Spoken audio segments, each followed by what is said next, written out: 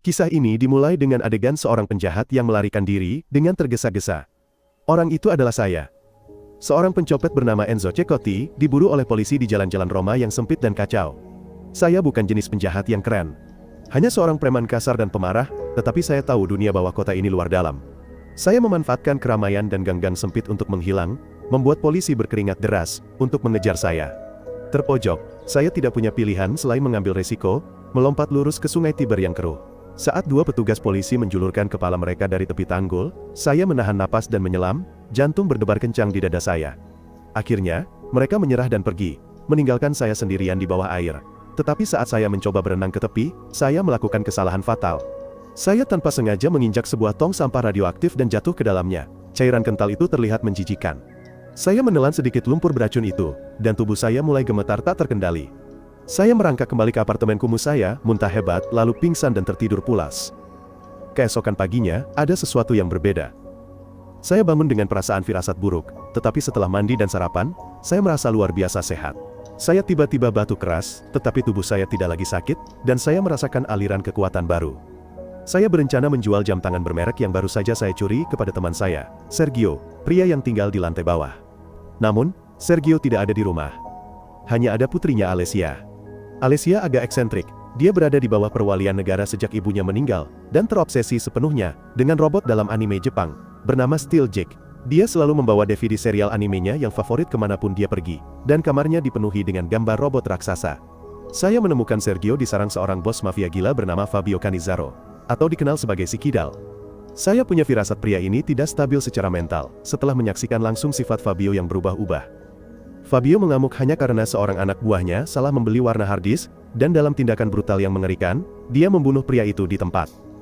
Segera setelah itu, Fabio mengeluarkan sebotol hand sanitizer, dan dengan obsesif membersihkan tangannya. Kebiasaan itu menunjukkan bahwa pria ini benar-benar bukan orang biasa. Setelah pertemuan yang menegangkan, Sergio membeli jam tangan itu dengan harga murah 100 euro, dan mengajak saya ikut dalam kesepakatan baru.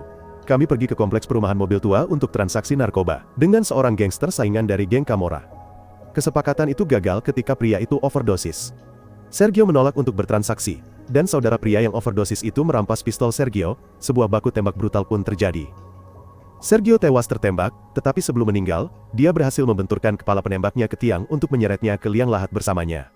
Aku juga terkena satu tembakan dan terlempar keluar dari jendela lantai 9. Seharusnya aku lenyap, tetapi luar biasa, aku mendarat tanpa cedera. Saat kembali ke apartemen, aku melihat Alessia duduk di tangga. Dia bertanya di mana ayahnya, tetapi aku, yang masih terguncang oleh baku tembak itu, mengabaikannya, dan langsung masuk ke kamarku. Aku berniat membalut lukaku, dan benar-benar terkejut saat mengetahui lukanya telah sembuh total. Tubuhku, yang dulunya lemah, kini menjadi kebal. Namun, naluri pertamaku bukanlah melakukan kebaikan. Aku hanya ingin kembali ke kebiasaan lama, seperti makan yogurt favoritku, dan menonton film dewasa. Malamku yang tenang terganggu oleh dering bel pintu yang tak henti-hentinya. Itu Alessia, masih putus asa mencari ayahnya. Dalam kemarahan, aku memukul pintu logam, tetapi luar biasa, itu menciptakan lubang dengan suara mengerikan. Setelah itu, saya mencoba memindahkan lemari pakaian raksasa, dan lemari itu meluncur mulus melintasi ruangan. Kemudian saya membengkokkan batang besi, dengan mudah seolah-olah terbuat dari mentega. Menyadari kekuatan super baru saya memutuskan untuk memanfaatkannya.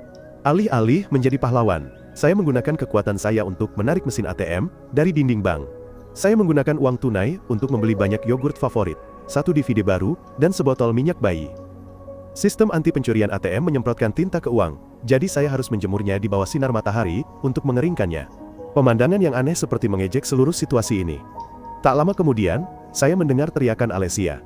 Saya melihat ke bawah dan melihat gadis itu terpojok oleh Fabio dan gengnya, yang mencoba memeras informasi tentang Sergio darinya. Saya berteriak dan menyuruh Alessia untuk tidak memberitahu mereka apapun, yang membuat Fabio marah. Dia menamparku dan menyuruhku pergi. Geng itu kemudian memasuki kamar Sergio untuk mencari narkoba, menggeledah semuanya. Mereka secara tidak sengaja menyentuh DVD kartun favorit Alessia, dan gadis itu menjadi sangat marah, mencakar Fabio dan menyerang gengnya. Fabio bersiap untuk membunuh Alessia ketika saya, sekarang mengenakan topeng dan jaket hitam untuk menyembunyikan identitas saya, meluncur langsung melalui jendela. Aku bagai badai, mudah mengalahkan anggota geng. Tapi di tengah kekacauan, seorang gangster memotong jari kakiku. Aku mencoba menempelkannya kembali dengan selotip, tapi sia-sia. Setelah pertempuran, Alessia melihat semua uang yang kucuri, dan berkata bahwa pahlawan super harus menggunakan kekuatan mereka untuk berbuat baik. Dengan ayah yang telah tiada dan rumah yang digeledah, dia tidak punya tempat tujuan lagi. Dia mengundang dirinya sendiri untuk menginap di apartemenku semalaman. Malam itu, aku terbangun karena suara DVD Alessia yang masih diputar saat dia tertidur lelap. Kehadirannya seolah mengingatkanku bahwa hidup ini lebih dari sekadar keinginan egois.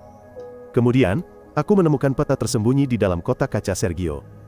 Keesokan paginya, aku bangun dan mendapati Alessia menonton koleksi film dewasaku dan mematikannya dengan marah.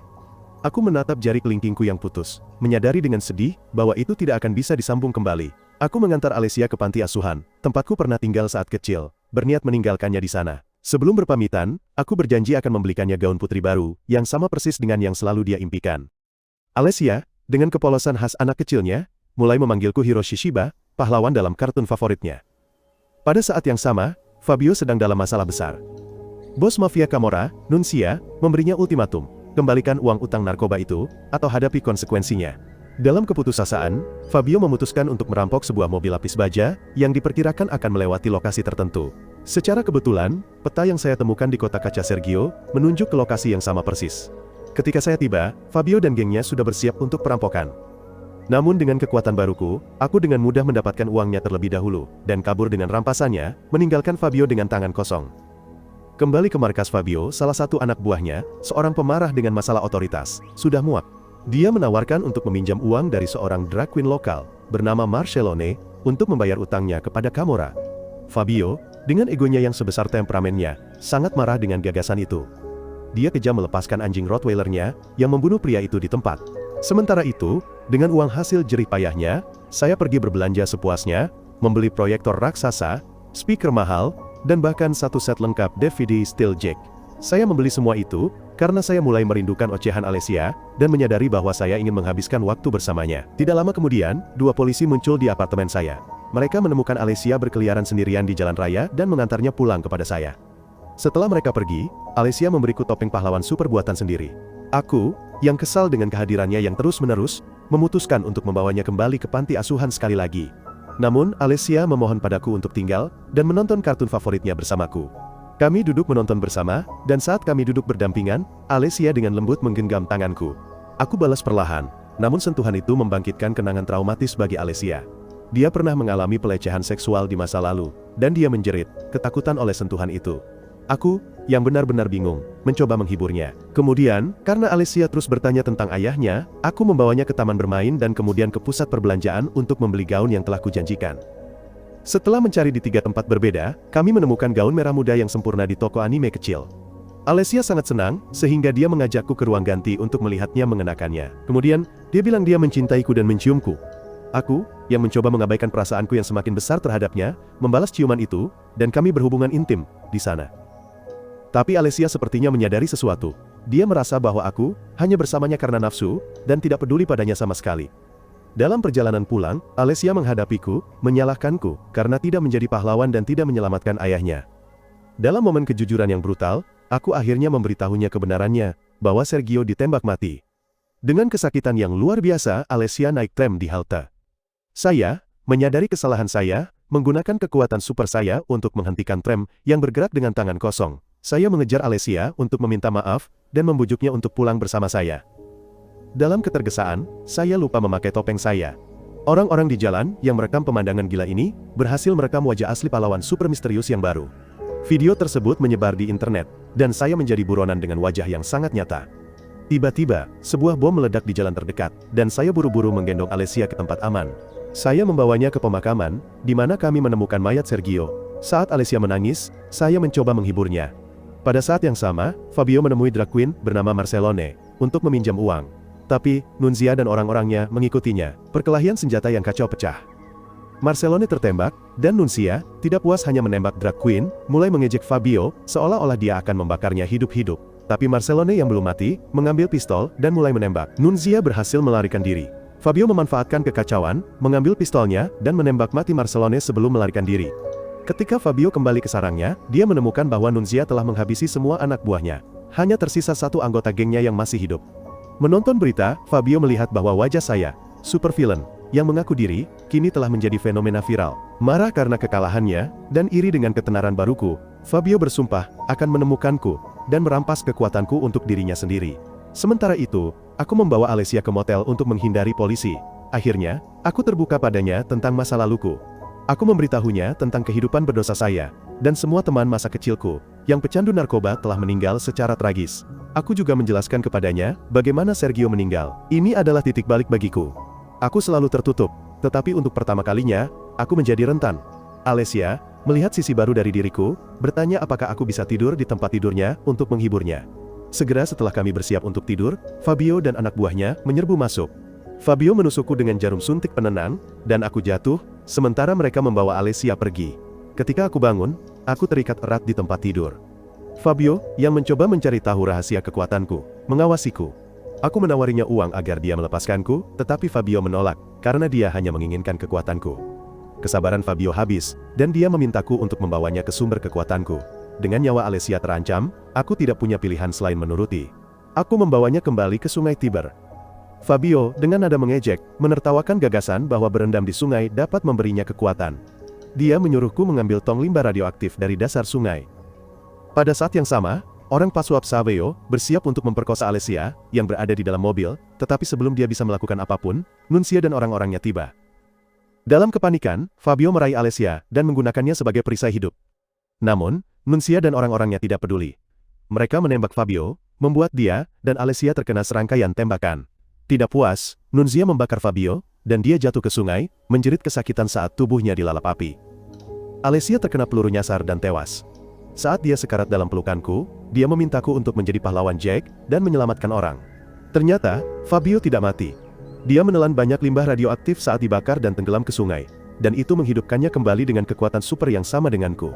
Dengan wig baru untuk menutupi kepalanya yang terbakar, dia segera memulai pembantaian. Dia melacak Nunzia ke markasnya, membantai orang-orangnya, dan membunuhnya sendiri. Semuanya direkam dengan ponsel. Setelah itu, dia menemukan gudang senjata rahasia dan mencuri bom raksasa. Dengan rencana besar yang sudah dirancang, Fabio siap untuk membuat pernyataan yang mengejutkan. Sementara itu, aku benar-benar hancur. Kematian Alessia menghancurkanku sepenuhnya, dan aku berkeliaran di jalanan, tenggelam dalam kesedihan. Polisi melihat saya dan mengenali saya dari rekaman video yang beredar, maju untuk menangkap saya. Saya tidak melawan, tetapi ketika polisi mengepung saya, sebuah mobil yang dikemudikan oleh seorang ibu dan anak perempuan, membanting setir untuk menghindari menabrak saya. Mobil itu mengalami kecelakaan, dan sang putri terjebak di dalam, saat mobil mulai terbakar. Dalam sekejap, saya teringat kata Alessia, seorang pahlawan harus membantu semua orang. Saya berlari ke mobil dan hanya beberapa detik sebelum meledak, saya menyelamatkan nyawanya. Akhirnya, saya memahami kegembiraan membantu orang lain.